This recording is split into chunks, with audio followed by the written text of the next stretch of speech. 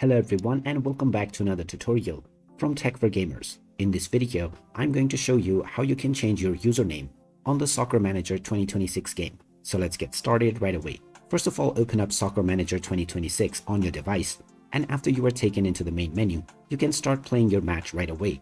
Or you can click on the gear icon from the homepage. Now, even from within your game, you can click on the same icon from the bottom left corner, but either way you will end up within the settings page.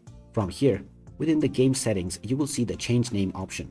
Just click on the select button at the right side, and now you can rename yourself right away. After typing in your desired name, tap on the confirm button, and now your in-game username, which is also called your manager name, has been changed. You can click on the save button to proceed forward, and now the changes will be saved. You can come back to this menu as many times as you want to once again change your username without spending any in-game currency or tickets. So there you have it. That is how easy it is to change your in-game username on the Soccer Manager 2026 game.